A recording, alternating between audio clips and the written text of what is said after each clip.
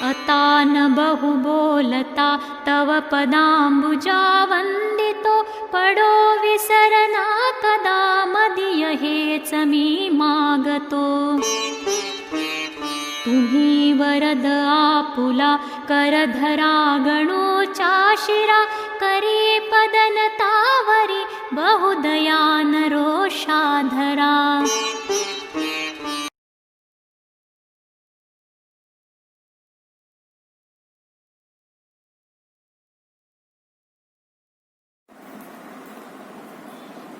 सद्गुरु श्री गजानन महाराज की जय।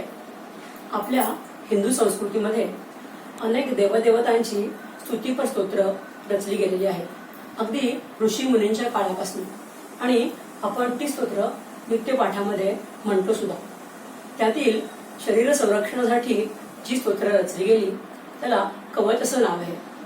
शिवकवच, गणेश कवच, देवी कवच अशी बरीच कवच आपल्याला माहित आहे, पण त्यापैकी सर्वात जास्त लोकप्रिय असलेलं श्री रामरक्षा कवच बुधकौशिक ऋषींनी हे रचलेलं आहे। आपली अशी श्रद्धा आहे की हे कवच आपल्या शरीराचे सर्वांगाचे संरक्षण करते। कवच म्हणजे चिलखत किंवा शरीरावर घातलेले आच्छादन, आवरण। पूर्वी काळी लढाईला जाताना योद्धे आपल्या शरीरावर असं कवच घालत असत। कासव नावाचा प्राणी आपण बघितला असेल, त्याची पाठ पण अगदी कवचाप्रमाणे कठीण असते।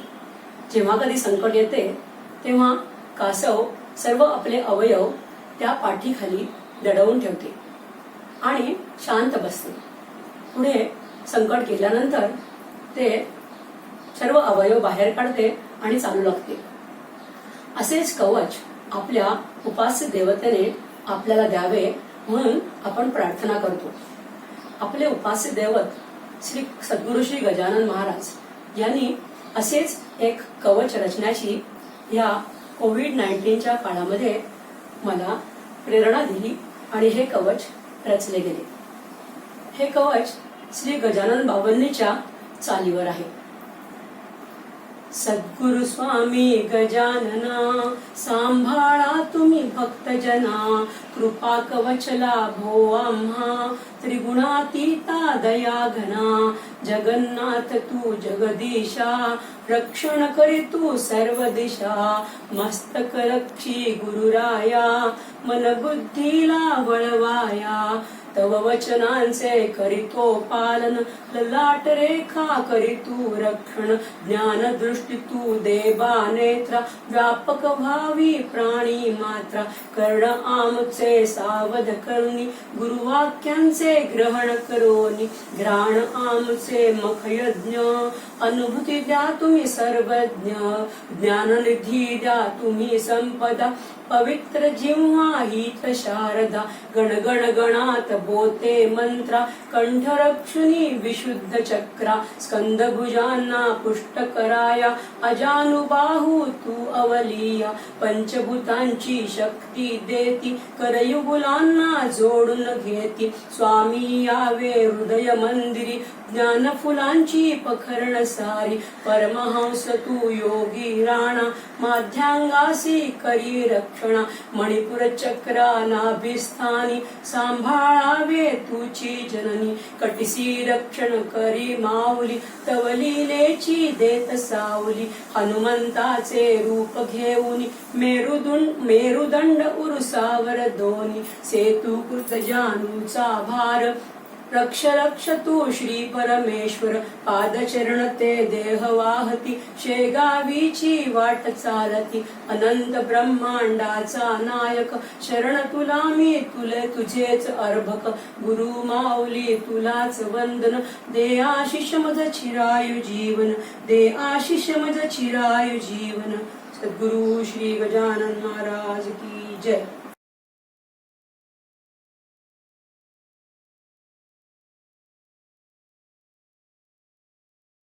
सद्गुरु श्री गजानन महाराज की जय। जय गजानन। श्री गजानन महाराज उपासना केंद्र ठाणे तर्फे सर्व श्रोत्यांना श्रावण महिन्याच्या खूप खूप शुभेच्छा।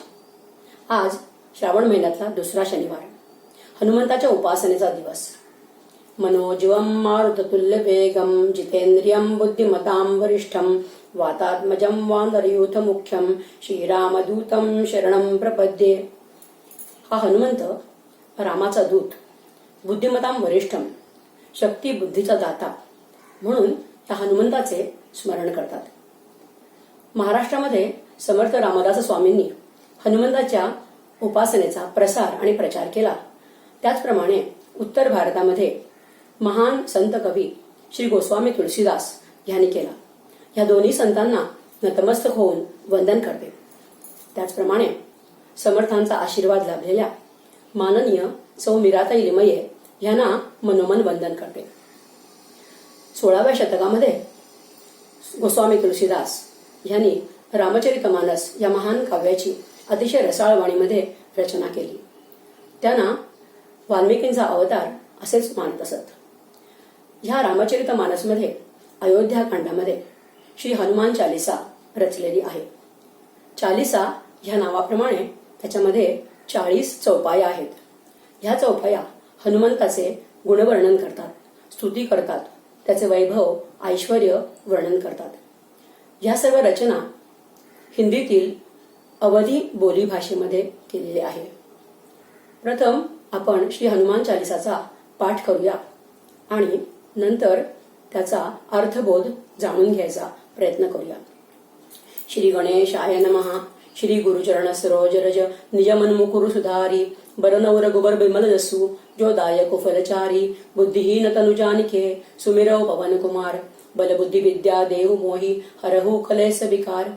जय हनुमान ज्ञान गुण सागर जय कपीस तिहु लोक उजागर रामदूत अतुलित बल धामा अंजनी पुत्र पवन सुत नामा महावीर विक्रम बजरंगी कुमति निवार सुमति के संगी कंचन बरन बिराज सुबेसा कानन कुंडल कुंचित केसा हाथ ब्रज औध्वजा विराजे कांधे मुंज जनेऊ साजे शंकर सुवन केसरी नंदन तेज प्रताप महाजगबंदन विद्यावान गुणी अति चातुर राम काज करिबे को आतुर प्रभु चरित्र सुनिबे को रसिया राम लशन सीता मन बसिया सूक्ष्म रूप धरि सियहि दिखावा विकट रूप धरि लंक जरावा भीम रूप धरि असुर सहारे रामचंद्र के काज सवारे लाय संजीवन लशन जियाये श्री रघुबीर हर्षि उर लाये रघुपति किन्ही बहुत बड़ाही तुम मम प्रिय भरत ही समबाही सहस वदन तुम रोजस गावे अस कै श्रीपति कंठ लगावे सनकादिक ब्रह्मादि मुनीषा नारद शारद सहित अहिसा जम कुबेर दिगपाल जहाते कभी को बिद कही सके कहाते तुम उपकार सुग्रीव ही किन्हा राम मिलाय राजपद दिन्हा तुमरो मंत्र विभीषण माना लंकेश्वर भय सब जग जाना जुग सहस्त्र जोजन पर भानु लील्यो ताहि मधुर फल जानु प्रभु मुद्रिका मोलि मुख माही जलधि लांघि गए अचरज नाही दुर्गम काज जगत के जेते सुगम अनुग्रह तुमरे तेते राम दुआरे तुम रखवारे होतन आज्ञा बिनु पैसारे सब सुख लहि तुम्हारी सरना तुम रक्षक काहे को डरना आपन तेज समारो आपै तिनो लोक हांकते कापै भूत पिशाच निकट नहीं आवे महावीर जब नाम सुनावे नासे रोग हरे सब पीरा जपत निरंतर हनुमत बलबीरा संकट ते हनुमान छुड़ावे मन क्रम बचन ध्यान जो लावे सब पर राम तपस्वी राजा तिनके काज सकल तुम साजा और मनोरथ जो कोई लावे सोई अमित जीवन फल पावे चारों जुग प्रताप तुम्हारा है प्रसिद्ध जगत उजियारा साधु संत के तुम रखवारे असुर निकंदन राम दुलारे अष्ट सिद्धि नौ निधि के दाता असबर दीन जानकी माता राम रसायन तुमरे पासा सदा रहो रघुपति के दासा तुमरे भजन राम को पावे जन्म जन्म के दुख बिसरावे अंत काल रघुबर पुर जाई जहाँ जन्म हरि भक्त कहाई और देवता चित्त न धरई, हनुमंत से ही सर्व सुख करई। संकट कटे मिटे सब पीरा, जो सुमिरे हनुमत बल बीरा। जय जय जय हनुमान गोसाही, कृपा करहु गुरुदेव की नाही। जो शत बार पाठ कर जोही, छुटही बंदी महासुख होई। जो ये पढ़े हनुमान चालीसा, होय सिद्धि साखी गौरीसा। तुलसीदास सदा हरिचेरा, कीजे नाथ हृदय में डेरा। पवन तनय संकट हरन, मंगल मूर्ति रूप। राम लक्ष्मण सीता सहित हृदय बसवू सुरभूप। श्री हनुमान चालीसा संपूर्ण। आपण आता श्री हनुमान चालीसा याच्या अर्थबोधाकडे वळूया। श्री गुरुचरण सरोज रज, निज मन मुकुरु सुधारी। बरनव रघुबर बिमल जसू, जो दायकु फलचारी। गोस्वामी तुलसीदास सुरुवातीला सद्गुरूंच्या चरणाला वंदन करतात, नतमस्तक होतात आणि त्यांच्या चरणाची धूळ आपल्या मस्तकी लावतात।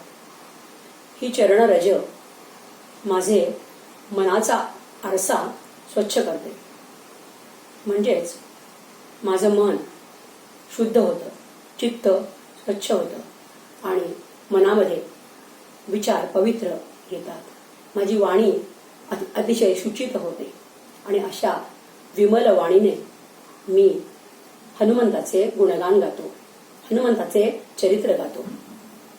दुसऱ्या वळीत लगेच फलश्रुती पण सांगतात। अशा विमल यश हनुमंताचे गाणाऱ्या भक्ताला 4 प्रकारचे लाभ मिळतात। सुरुवातीला हनुमंताला रघुबर असे गोस्वामीजी संबोधतात। खरं तर राम आणि लक्ष्मण यांचा रघुवंशामध्ये जन्म, परंतु हनुमंतालाही रघुबर असं म्हटलं आहे, कारण श्रीराम आणि सीतामाई या दोघांचंही हनुमंतावर पुत्रवत प्रेम होतं। हनुमंत जेव्हा सीतामाईला संदेश देण्याकरता अशोकवनामध्ये जातात, तेव्हा सीतामाईला माँ जननी असंच संबोधतात आणि दोघांचाही पुत्रवत असल्या कारणाने त्याला रघुबर हे श्रेष्ठत्व गोस्वामीजींनी बहाल केलेलं आहे।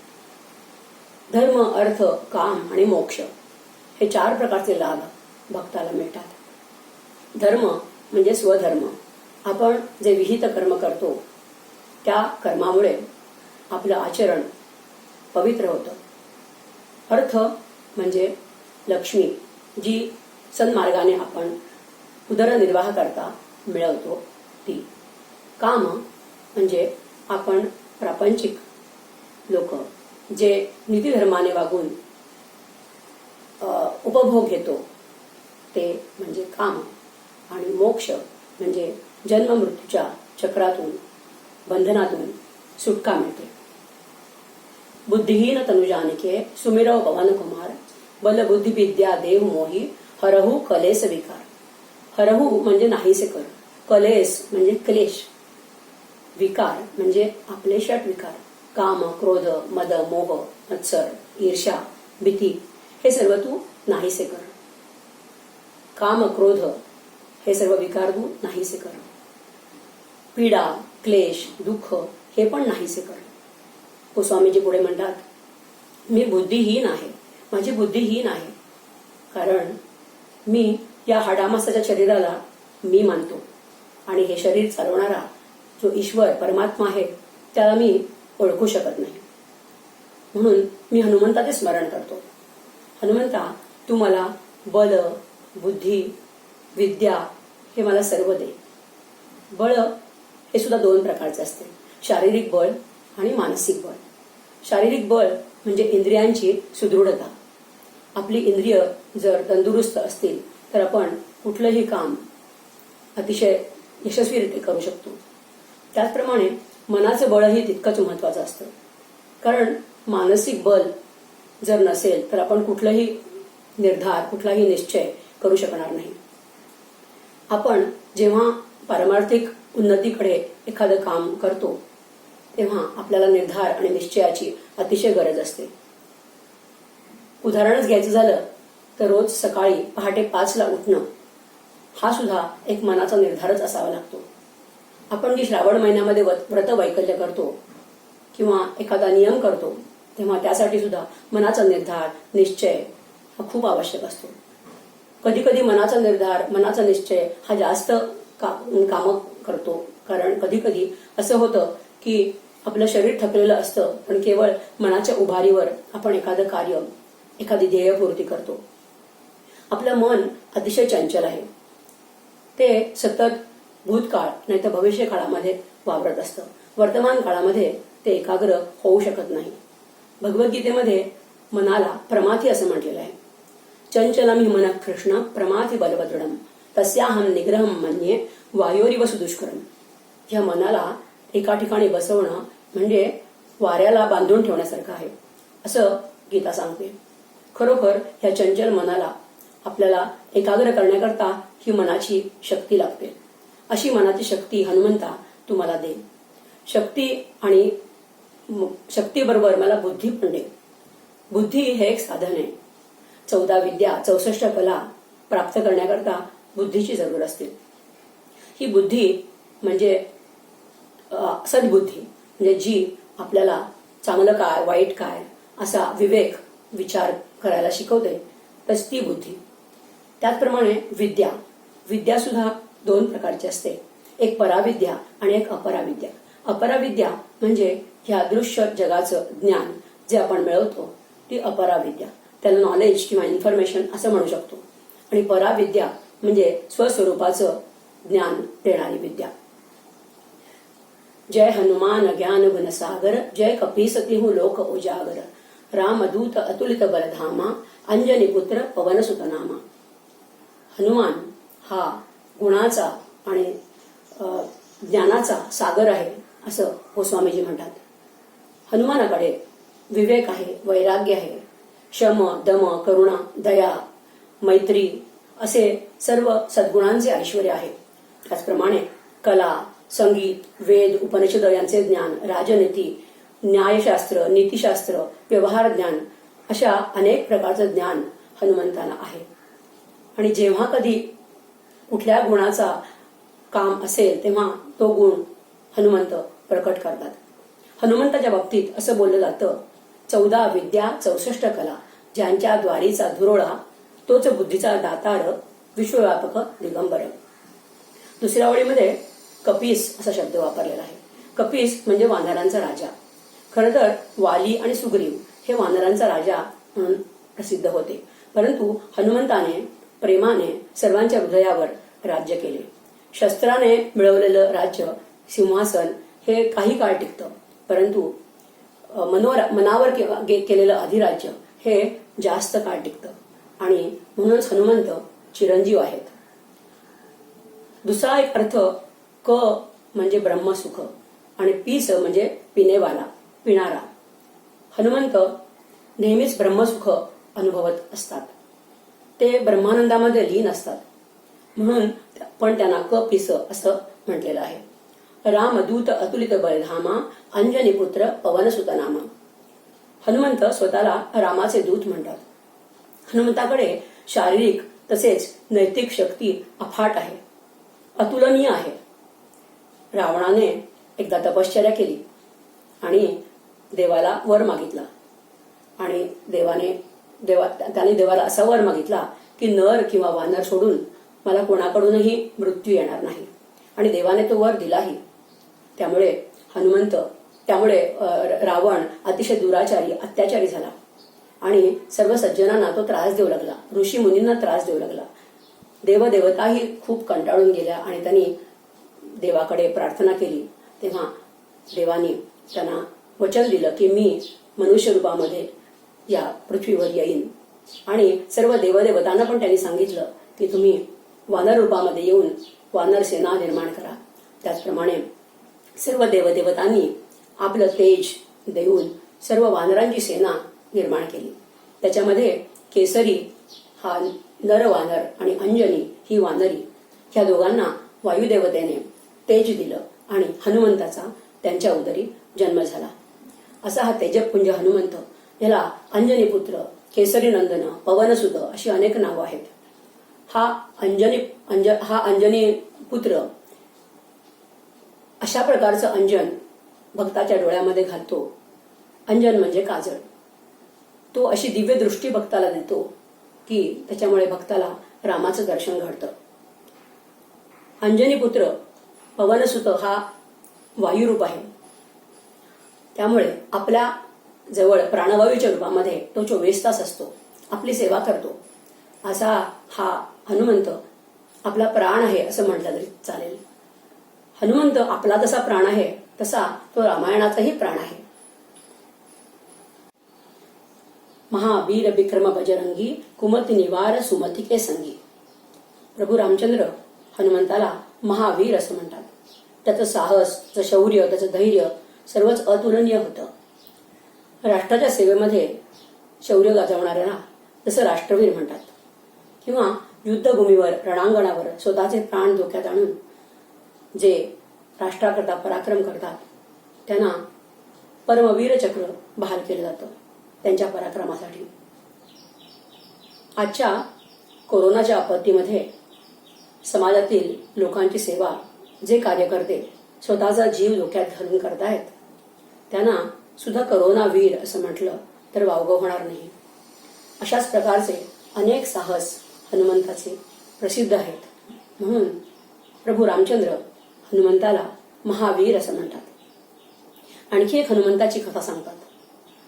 हनुमंत जन्मानंतर वायुपुत्र असल्याने त्याने सूर्याकडे झेप घेतली. सूर्य हा त्याला एक गोड फळ आहे असं वाटलं आणि ते खाण्याकरता त्याने उड्डाण केलं. तेव्हाच देवांचा राजा इंद्र याने वज्राने हनुमंताचा प्रहार केला. तो वज्र हनुमंताच्या अनवटीवर लागला आणि त्याला जखम झाली. म्हणून हनुमंताची अनवटी किंचित सुजलेली आहे. असा त्याने प्रहार अतिशय लहान वयामध्ये साहसाने झेलला, म्हणून सुद्धा त्याला महावीर असं नाव प्रभू रामचंद्राने दिले आहे. हनुमंत पराक्रमी आहे, विक्रमी आहे. त्याचप्रमाणे त्याचं शरीर वज्राप्रमाणे टणक आहे, म्हणून त्याला बजरंग असं पण म्हणतात. गोस्वामीजी त्याला म्हणतात, माझी कुमती तू दूर कर, म्हणजे अधर्माने वागणारी बुद्धी मती तू दूर कर आणि मला भगवंताला सन्मुख नेणारी अशी सुमती तू दे. कंचन बरन बिराज सुबेसा कानन कुंडल कुंचित केसा. इथे गोस्वामीजी हनुमंताच्या तेजस्वी देहाचं वर्णन करतात. सोन्याप्रमाणे तेजपुंज कांती, कानातली कुंडल, कुरळे केस, उत्तम वेश हे सर्व त्याला शोभून दिसत आहे. त्याचं धिप्पाड बलवान सोन्याच्या पर्वतासारखं दिसणारं शरीर वर्णन करणारा आणखीन एक चौपाई गोस्वामी तुलसीदास पुढे रचतात. म्हणतात, अतुलित बलधामम स्वर्णशैलाभदेहम दनुजवन कृशानम ज्ञानी नामाग्रगण्यम सकल गुण निधानम वानराणाम अधिशम रघुपती प्रिय भक्तम वातजातम नमामि. हाथ ब्रज और ध्वजा विराजे कांदे मुंज जनेऊ साजे शंकर सुवन केसरी नंदन तेज प्रताप महाजगबंदन. सर्व अवतारी देवदेवतांच्या हातामध्ये शंख, चक्र, गदा अशी आयुध असतात. त्याचप्रमाणे हनुमंताच्याही हातामध्ये वज्रासारखी कठीण अशी गदा आहे. हनुमंत पराक्रमामध्ये कुठेच कमी नाहीये. मुंजा नावाच्या गवतापासून बनवलेलं जानवं यज्ञोपवीत हनुमंताच्या खांद्यावर रुळत आहे. हे संस्काराचं प्रतीक आहे. त्यामुळे हनुमंत संस्कारी होते हे सिद्ध होते. शंकर सुवन केसरी नंदन तेज प्रताप महाजगबंदन. शंकर सुवन म्हणजे शंकराचा चांगला पुत्र. गोस्वामीजी म्हणतात, पुत्र नव्हे प्रत्यक्ष शंकर भगवानच हनुमंत होते. म्हणूनच त्याला महारुद्र हनुमान असंही म्हणतात. अतिशय प्रतापी असे हनुमंत होते. जेव्हा समुद्र मंथनाच्या वेळेला हलाहल भगवान शंकरांनी प्राशन केले तेव्हा त्यांना त्याचा दाह असह्य झाला आणि त्यांनी रामनाम आपल्या कंठामध्ये धरलं आणि त्यांचा दाह कमी झाला. त्यानंतर पुढे रामावतारमध्ये शंकर भगवान श्रीरामांची सेवा करण्यास उत्सुक होते. म्हणून त्यांना परत दुसरा कुठला तरी वेश घेऊन यायचे होते. मनुष्याचा वेश जर घेतला तर श्रीराम निसंकोचपणे सेवा घेणार नाहीत. म्हणून भगवान शंकरांनी हनुमंताच्या अवतारामध्ये, वानराच्या अवतारामध्ये पृथ्वीवर जन्म घेतला. हनुमंताने श्रीरामांची सर्वतोपरी सेवा केली. अगदी रामांना पाठीवर त्यांनी बरेच वेळेला घेतलं सुद्धा. अशा प्रकारे हनुमंतांनी शंकराचं तेज आणि शक्ती घेऊन हनुमंताची श्रीरामांची सेवा केली. केसरी म्हणजे सिंह. सिंह अतिशय पराक्रमी असतो, तसा हनुमंतही अतिशय पराक्रमी होता. त्याचं तेज, त्याची शक्ती, त्याचा प्रताप, त्याच्यामुळे त्याचं श्रेष्ठत्व अतुलनीय असंच होतं. विद्यावान गुणी अति चातुर, राम काज करिबे को आतुर. अतिशय गुणी आणि रामाचा सेवक म्हणणारा हनुमंत श्रीरामांचं काम करण्याकरता अगदी तत्पर होता, आतुर होता. जेव्हा हनुमंताला सीतेचा शोध घेण्याकरता पाठवण्यात आलं तेव्हा वाटेमध्ये मैनाक पर्वत लागला. मैनाक पर्वताने हनुमंताला थोडी विश्रांती घेण्याची विनंती केली, परंतु हनुमंताने नकार दिला. श्रीरामांचं काम मी करायला निघालो आहे आणि आता ते काम पूर्ण झाल्याशिवाय मी विश्रांती घेऊ शकत नाही. आणि तसाच तो तडक तिकडनं निघाला आणि सीतेचा शोध घेतल्याशिवाय त्याने विश्रांती घेतली नाही. त्याचप्रमाणे जेव्हा लक्ष्मणाला युद्धभूमीवर मूर्छा आली तेव्हा हनुमंत तडक निघाले आणि उड्डाण करून त्यांनी सूर्योदयापूर्वी तृणागिरी पर्वतच उचलून आणला आणि संजीवनी बोटीमुळे लक्ष्मणाचे प्राण वाचले. त्यामुळे श्रीरामांचं हनुमंतावर विशेष प्रेम होतं. अशा प्रकारे श्रीरामांचं काम अतिशय तत्परतेने हनुमंत करत आणि श्रीरामांचं नाम सतत त्यांच्या मुखामध्ये अखंड घेत असत. असे होते हनुमंत. प्रभू चरित्र सुने बेको रसिया, राम लक्ष्मण सीता मन बसिया. प्रभू रामचंद्रांचं चरित्र ऐकण्यामध्ये हनुमंतांना विशेष रस होता. हनुमंत प्रभू रामचंद्राच्या चरित्राचा मौन श्रोता होते. जिथे कुठे रामचरित्र गायन सुरू असेल तिथे हनुमंत नक्की येत असत, अशी सर्वांची श्रद्धा आणि खात्री होती. म्हणून अजूनही जेव्हा जेव्हा रामकथा सांगितली जाते तेव्हा हनुमंताकरता एक पाठ मांडला जातो. त्या पाटावरती आसन घालून हनुमंताला आवाहन केलं जातं. जेव्हा गोस्वामी तुलसीदास चित्रकूटच्या घाटावर रामकथाचे गायन करायचे तेव्हा हनुमंत दासमारुतीच्या रूपामध्ये येऊन उभा असायचा. त्याच्या डोळ्यामध्ये आनंदाचे अश्रू तरळत असायचे. त्याच हनुमंताने गोस्वामी तुलसीदास यांना रामाचे दर्शन घडवले. अशा प्रकारे त्यांनी रामाची अतिशय सेवा केली. अशोकवनामध्ये जेव्हा सीतामाई होत्या तेव्हा रावणाच्या दहशतीमुळे त्यांनी देह संपवावा अशी इच्छा मनामध्ये केली. परंतु तेव्हाच हनुमंताने वानराच्या रूपात जाऊन सीतामाईंना रामकथा सांगितली.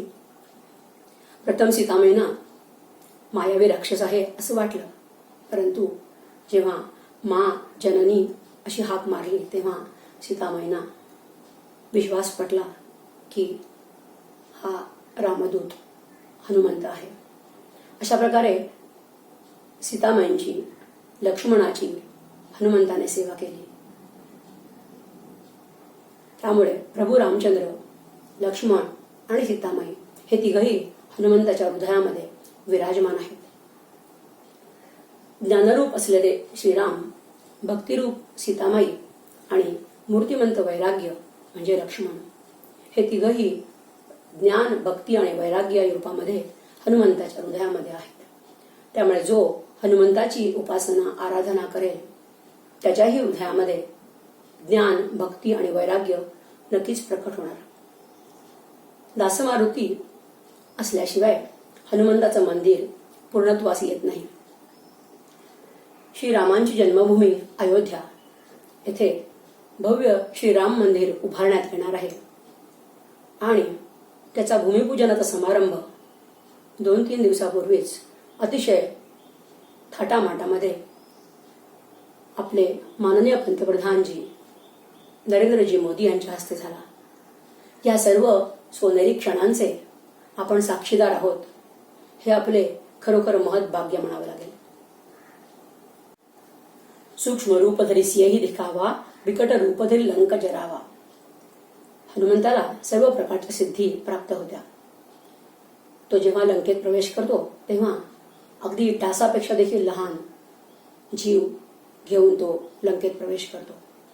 अशोकवनात गेल्यानंतर वानराच्या रूपामध्ये सीतामाईशी संवाद करतो आणि त्यानंतर लंका दहनाची वेळ येते तेव्हा तो अतिशय विराट विकट असं रूप धारण करतो आणि रावणाच्या लंकेचं दहन करतो.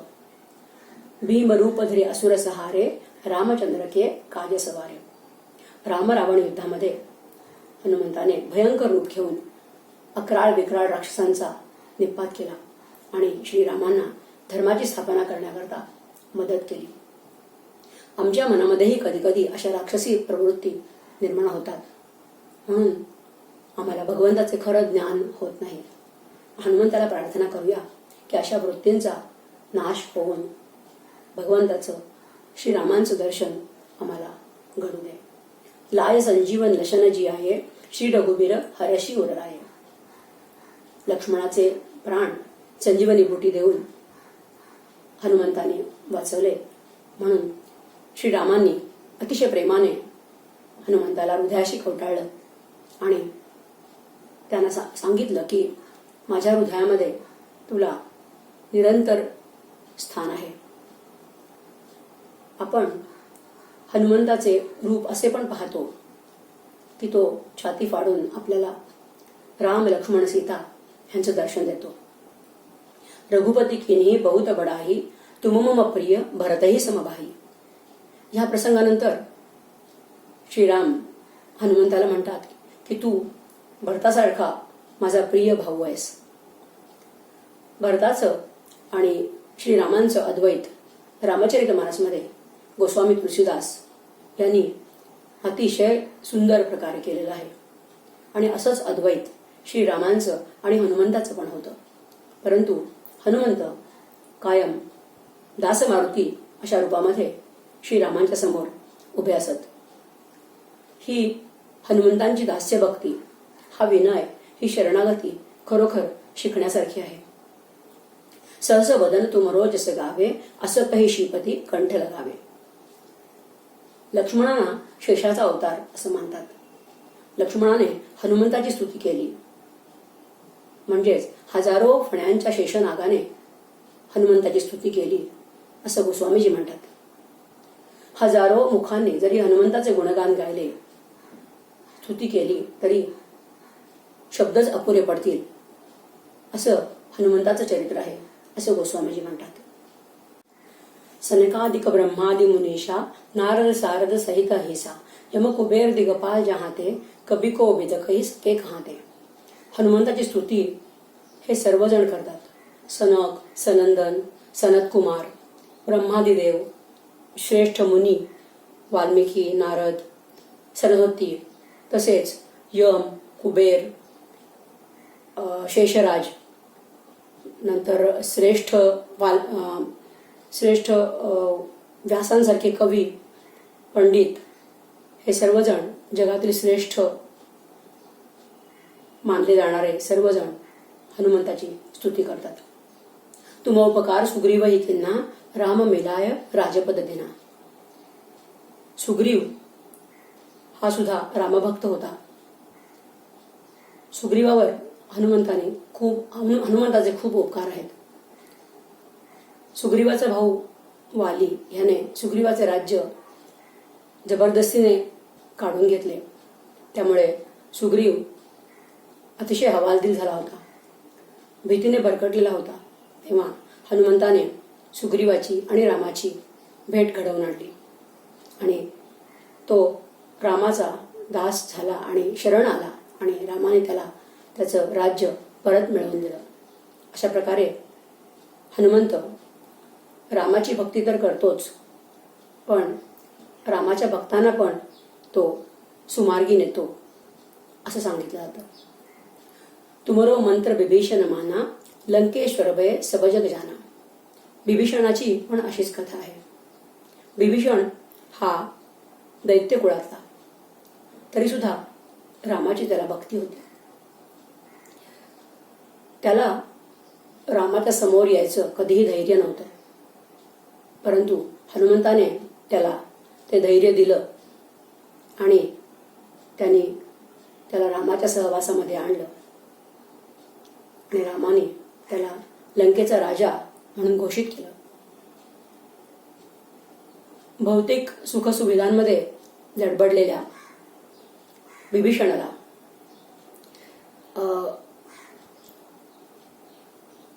रामाच्या सहवासामध्ये येण्यासाठी हनुमंतानी मदत केली, धैर्य दिलं आणि तो कुठलाही दंभ न करता जसा होता तसा तो रामाला शरण गेला आणि रामाने त्याला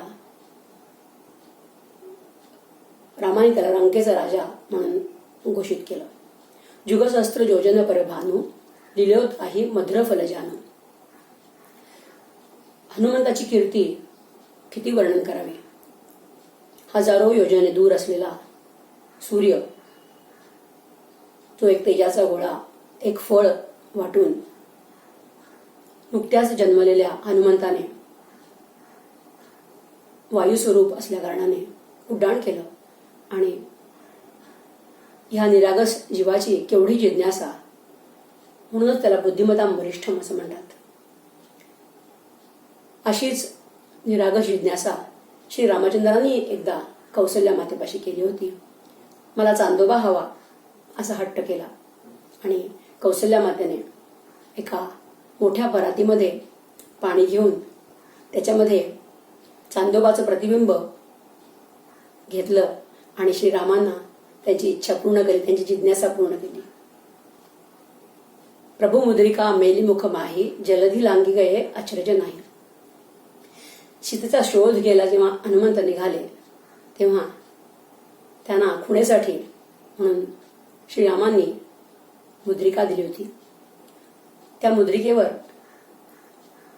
रामनाम लिहून ती भारीत केली होती आणि उड्डाण करताना ही रामनाम लिहिलेली मुद्रिका हनुमंतांनी आपल्या मुखामध्ये धरली होती आणि एवढा अथांग समुद्र हनुमंत पार करून लंकेमध्ये गेले. तिथून येताना सीतामाईने हनुमंताला चूडामणी दिला होता आणि त्या चूडामणीच्या तो चूडामणी त्याने श्रद्धेने घेऊन आला आणि ह्या श्रद्धेच्या आणि विश्वासाच्या जोरावर हनुमंत अतिशय प्रसन्न मुद्रेने परत आला. ही प्रसन्न मुद्रा हे खरोखर गोस्वामीजी म्हणतात की याच्यामध्ये आश्चर्य वाटण्याजोगं काही नाही. हनुमंताने सगळा भार श्रीरामांवर सोपवलेला होता आणि त्याच्यामुळे एवढं मोठं काम ते करून परत आले, तरी सुद्धा एवढा प्रवास, हजारो योजने प्रवास करून ते परत आले, तरी सुद्धा त्यांना जराही थकवा, क्षीण जाणवला नाही. आणि ह्यातून आपण पण असा बोध घेऊ शकतो की एखादं अवघड काम आपण जेव्हा सुरू करतो तेव्हा आपण सर्व भार भगवंतावर सोपवायचा, म्हणजे आपलं काम भगवंत करतो आणि आपलं मन अतिशय हलकं राहतं, त्याचा क्षीण आपल्याला जाणवत नाही. दुर्गम काज जगत के जेते, सुगम अनुग्रह तुम्हारे तेते. असं कठीणातलं कठीण काम पण हनुमंताच्या कृपेने होतं. अनुग्रह हा अतिशय सुंदर शब्द आहे. ग्रह म्हणजे मदत करणे आणि अनु म्हणजे नंतर. जेव्हा आपण हनुमंताची उपासना करतो, अतिशय भक्तिपूर्ण श्रद्धापूर्ण रीतीने करतो, तेव्हा हनुमंत आपल्याला अनुग्रह देतो. अनुग्रह हा मागून मिळत नाही. भक्ताची जर का पात्रता असेल तर अनुग्रह दिला जातो. तसाच अनुग्रह आपण हनुमंताकडे मागूया आणि त्याच भावभक्तीने हनुमंताची उपासना करूया. राम दुआरे तुम रखवारे, होत न आज्ञा बिनु पैसारे. गोस्वामीजी म्हणतात की हनुमंत हा रामाच्या दरबाराचा रखवालदार आहे. त्याच्या स्मरणाने, त्याच्या कृपेने आपल्याला रामाचं दर्शन घडणार आहे. तो रखवालदार आपल्याला रामाच्या दरबारामध्ये घेऊन जाईल आणि आपला हात रामाच्या हातामध्ये देईल, अशी आपण खात्री बाळगली पाहिजे. गोस्वामी तुलसीदास जेव्हा रामकथा करत तेव्हा एक वृद्ध व्यक्ती ती रामकथा ऐकण्यासाठी येऊन बसत असे आणि पूर्ण रामकथा झाल्यानंतर सर्व श्रोते गेल्यानंतर ती जात असे. एकदा गोस्वामीजींनी त्या व्यक्तीला साष्टांग प्रणिपात केला. तेव्हा त्या व्यक्तीने श्रीरामांचे दर्शन गोस्वामीजींना दिले. खरंच हनुमंताची कृपा इतकी अफाट आहे. फक्त त्याची भक्ती करणं हेच आपल्या हातात आहे आणि सर्वच काम अतिशय सोपे होऊन जाते, असं गोस्वामीजी म्हणतात. सब सुख लयही तुम्हारी सरना, तुम रक्षक काहे कोडरना. तुझ्यासारखा रक्षण करता असेल तर कशाची भीती भक्ताला असणार आहे. फक्त गरज आहे ती तुला शरणी यायची. सर्व लौकिक आणि पारलौकिक सुखांचा वर्षाव हनुमंत तुमच्यावर करेल. लौकिक सुख म्हणजे शारीरिक, आर्थिक आणि मानसिक सर्व प्रकारचं सुख तुम्हाला मिळेल. त्याचप्रमाणे पारलौकिक म्हणजेच परमार्थामध्ये तुमची उन्नती होईल, आत्मोन्नती होईल, असं गोस्वामीजी खात्रीने सांगतात. आपण तेज समारो आपै, तिनो लोक हाकते कापै. हनुमंत आपली ऊर्जा भक्ताकडे संक्रमित करतात आणि त्यामुळे भक्त प्रत्येक कामामध्ये यशस्वी होऊ शकतो. हनुमंताचा बुभुक्कार सर्वांना दहशत निर्माण करतो. रावणाच्या दरबारात तर हनुमंतानी अशी दहशत निर्माण केली होती. त्याचप्रमाणे तिन्ही लोकांमध्येही स्वर्ग, पृथ्वी आणि पाताळ हनुमंताची दहशत अशीच आहे. भूतपिशाच निकटनेही आवे, महाबीरजब नाम सुनावे. भूतपिशाच ही एक योनी आहे. जेव्हा एखादा जीव शरीर सोडतो आणि दुसऱ्या शरीरामध्ये त्याचा प्रवेश झालेला नसतो, तेव्हा या मधल्या काळामध्ये तो भूतपिशाच स्वरूपामध्ये वावरतो. जर हनुमंताची भक्ती केली, हनुमंताचे नामस्मरण केले तर असे भूतपिशाच आपल्या जवळपास सुद्धा फिरकणार नाहीत, अशी खात्री गोस्वामीजी देतात. नासे रोग हरेस बपीरा, जपत निरंतर हनुमत बलबीरा. आपण या हनुमंताचं, या बलभीमाचं सतत नामस्मरण केलं, निरंतर नाम आपल्या मुखामध्ये जर ठेवलं तर आपल्याला कुठल्याही प्रकारचे रोग, पीडा होणार नाहीत. शरीराचे दुर्धर रोग यापासून आपली सुटका होईल.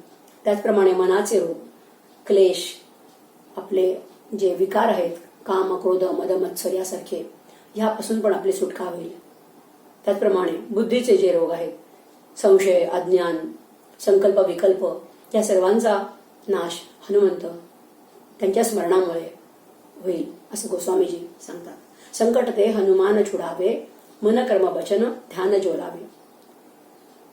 गोस्वामीजी म्हणतात आपलं मन, कर्म, वाणी आणि ध्यान हे तिन्ही हनुमंताकडे लावलं तर आपलं प्रत्येक संकटापासून रक्षण होईल.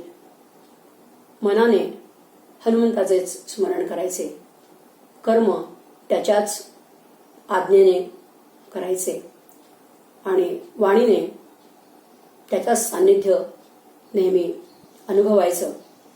असे जर का वर्तन केले, सतत त्याचेच ध्यान करायचे, असे जर का वर्तन केले तर भक्ताला कुठल्याही संकटाची भीती नाही, असं गोस्वामीजी सांगतात.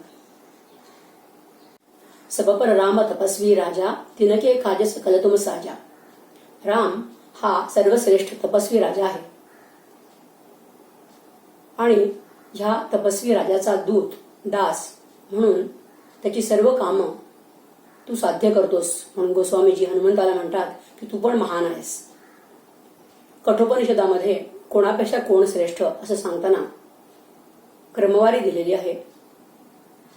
इंद्रियांपेक्षा इंद्रियांचे विषय श्रेष्ठ असतात, विषयांपेक्षा मन श्रेष्ठ असतं, मनापेक्षा बुद्धी श्रेष्ठ आहे, बुद्धीपेक्षा वैयक्तिक बुद्धीपेक्षा समष्टी बुद्धी श्रेष्ठ असते, समष्टी बुद्धीपेक्षा महान आत्मा श्रेष्ठ असतो, महान आत्म्यापेक्षा हिरण्यगर्भ म्हणजे अव्यक्त प्रकृती श्रेष्ठ असते आणि सर्वात श्रेष्ठ ईश्वर परमात्मा पुरुषोत्तम भगवान म्हणजेच श्रीराम, अनंत सर्वव्यापक, त्यांच्यापेक्षा कोणीही श्रेष्ठ नाही. अशा श्रेष्ठ प्रभूंचं हनुमंताने सर्वतोपरी मदत केली. त्यामुळे हनुमंतालाही तसंच श्रेष्ठत्व प्राप्त झालं आहे असं गोस्वामीजी म्हणतात. त्यांचं कुठलंही काम असो हनुमंत तत्परतेने करत होता. मग ते सेतुबंधनात असेल, सीतामांची सुटका करायचं असेल किंवा लक्ष्मणाच्या प्राणांचं रक्षण करायचं असेल, प्रत्येक ठिकाणी हनुमंतांनी श्रीरामांना मदतीचा हात दिलेला आहे. आणखी एक कथा अशी सांगतात की जेव्हा 14 वर्षे वनवास भोगून श्रीराम परत येणार असतात अयोध्येमध्ये, तेव्हा भरत त्यांची अगदी प्राणकंठाशी आणून वाट पाहत असतो. पण श्रीरामानं यायला थोडा उशीर होतो. परंतु त्याच वेळेला हनुमंत श्रीरामांचा निरोप घेऊन अयोध्येमध्ये येतात. जेव्हा ते बघतात की भरताने अग्निपरीक्षेची तयारी केलेली आहे, परंतु हनुमंतांच्या निरोपामुळे भरताला दिलासा मिळतो आणि भरताचे पण प्राण वाचतात. असा वेळोवेळी मदत करणारा हनुमंत हा श्रीरामांचा श्रेष्ठ दूत आहे असं गोस्वामीजी त्याचं गुणगान करतात. और मनोरथ जो कोई लावे, सोई अमित जीवन फल पावे. चारो जुग प्रताप तुम्हारा, है प्रसिद्ध जगत उजियारा. मनोरथ म्हणजे आपल्या मनाचा रथ, तो सतत दोरत असतो. हे हवं ते हवं अशा मागण्या करत असतो, कामना करत असतो. त्याचप्रमाणे कधी कधी डगमगत सुद्धा असतो, द्विधा मनस्थितीत असतो. हे करू का ते करू. अशा सर्व परिस्थितींमध्ये हनुमंताचे स्मरण केले तर आपल्या जीवनामध्ये योग्य मार्ग सापडतो आणि हनुमंत सर्व प्रकारचे उत्तम फळ, दीर्घ निरामय आरोग्य देतो आणि आपले जीवन यशस्वी सफळ करण्याकरता मदत करतो आणि आपली सर्व मनोरथ पूर्ण करतो. अशी हनुमंताची ख्याती 4 युगांमध्ये आहे. सत्ययुग, त्रेतायुग, द्वापारयुग आणि कलियुग. त्रेतायुगामध्ये तर प्रत्यक्ष रामायण घडले, तेव्हा हनुमंताचे जे प्रताप, जे पराक्रम आहेत ते सर्वांना ठाऊकच आहेत. परंतु हनुमंत हा चिरंजीव असल्यामुळे आज कलियुगामध्ये देखील हनुमंताचे प्रताप आपल्याला बघायला मिळतात.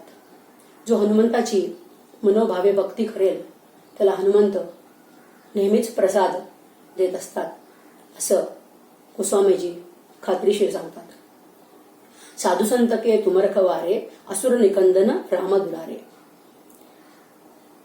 हनुमंत साधू संतांचं, सज्जन लोकांचं, साधू संतांना आणि सज्जन लोकांना मदत करतात त्यांचा जय जयकार करतात आणि दुर्जनांना किंवा दुष्ट प्रवृत्तीच्या लोकांचा निपात करतात, नायनाट करतात.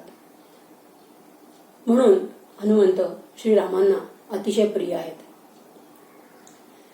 अष्टसिद्धी नवनिधी केला ता असबर दीन जानकी माता. अष्टसिद्धी म्हणजे 8 प्रकारच्या सिद्धी देवदेवतांकडून हनुमंतांना मिळालेल्या होत्या. त्याचप्रमाणे 9 प्रकारच्या निधी हनुमंतांना मिळालेल्या होत्या. 9 निधी म्हणजे कुबेराचं, रत्नाचं आणि धनाचं भांडार हे हनुमंताचंच झालेलं होतं. ह्या अष्टसिद्धी जानकी मातेच्या आशीर्वादामुळे हनुमंत प्रदान करू शकण्याचं सामर्थ्य पण त्यांच्याकडे होतं. ह्या अष्टसिद्धी योगशास्त्राच्या आधारावर, योग सामर्थ्याच्या बळावर खडतर तपश्चर्या करून आणि सद्गुरूंच्या आशीर्वादाने मिळवता येतात.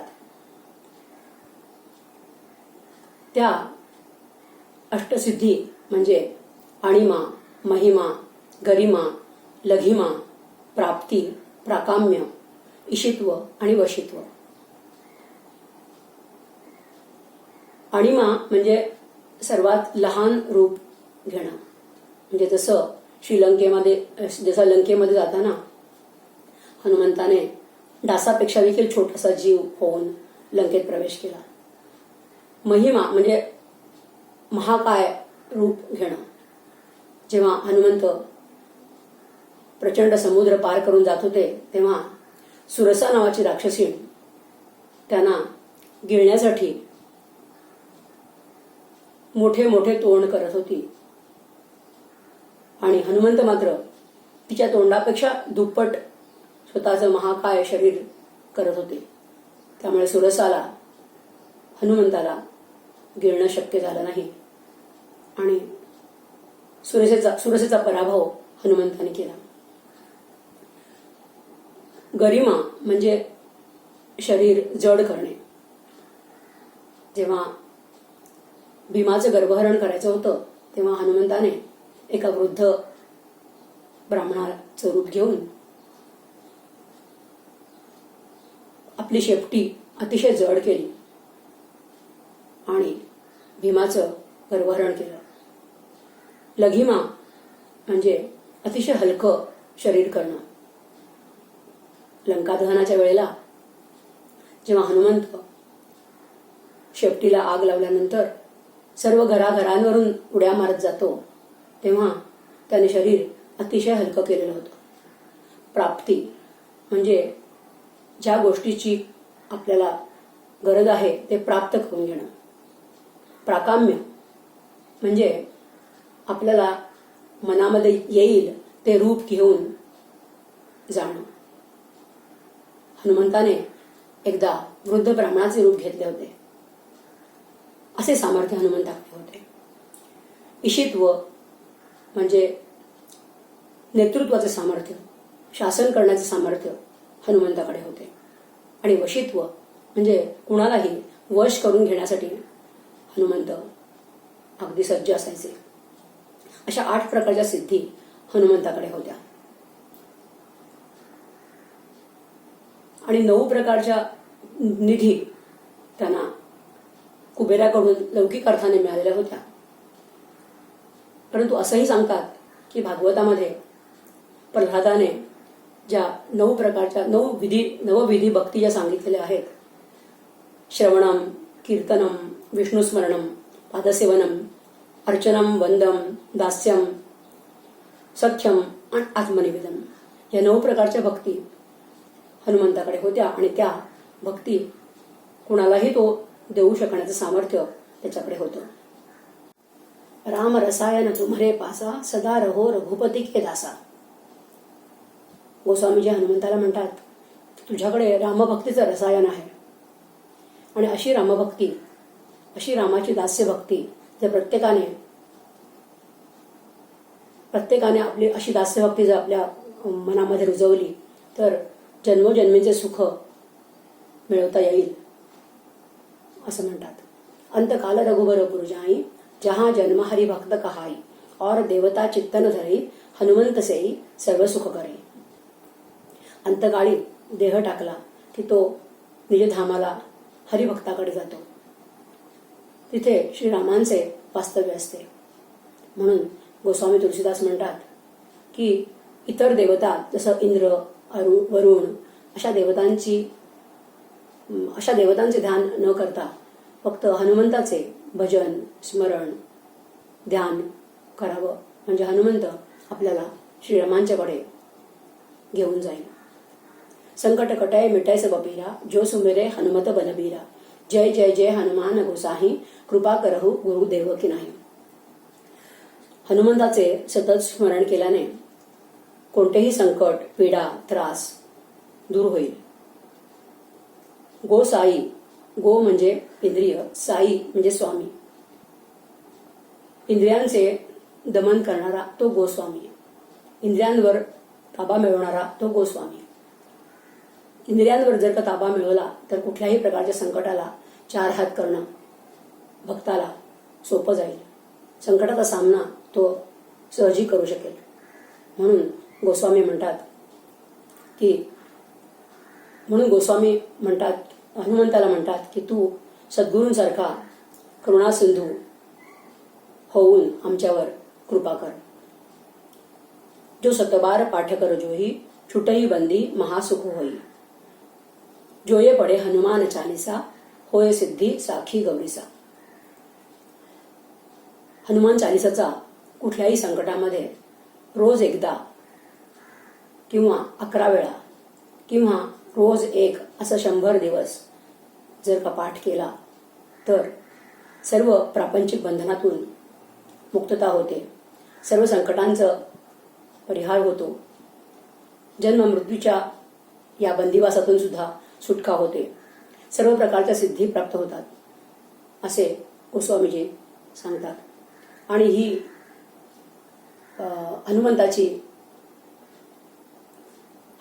हनुमंताची ख्याती 4ही युगांमध्ये आहे. आणि याची प्रत्यक्ष भगवान शंकर आणि पार्वती साक्ष देतात असं गोस्वामीजी सांगतात. तुलसीदास सदा हरी चेहरा, कीजय नाथ हृदय मडेरा. पवन तनय संकट हरण, मंगल मूर्ती रूप. राम लशन सीता सहित, हृदय बसहु सुरभूप. तुलसीदास म्हणतात मी हरीचा चेला आहे, रामाचा दास आहे. हनुमंताला म्हणतात की तू माझ्या हृदयामध्ये वस्ती कर. राम, लक्ष्मण आणि सीता यांच्या सकट तू माझ्या हृदयाच्या सिंहासनावर ये आणि माझं हृदयाचं मंदिर हे मंगलधाम करून टाक. पुढे म्हणतात पृथ्वीचे आणि देवांचे रक्षण करणाऱ्या पवनसुता, तू राम, लक्ष्मण आणि सीता यांच्या सकट माझ्या हृदयामध्ये कायमचे स्थान कर. ज्ञानरूपी श्रीराम, भक्तिरूपी सीतामाई आणि वैराग्यरूपी लक्ष्मण या तिघांसकट जर हनुमंताची दास्यभक्ती, सेवाभावी वृत्ती जर प्रत्येकाने आपल्या हृदयामध्ये रुजवली तर रामराज्य यायला नक्कीच वेळ लागणार नाही. आणि अशीच आपण श्री रामरायाकडे प्रार्थना करूया, मनोमन नमस्कार करूया आणि प्रार्थना करूया. सियावर रामचंद्र की जय. सद्गुरु श्री गजानन महाराज की जय. जय गजानन.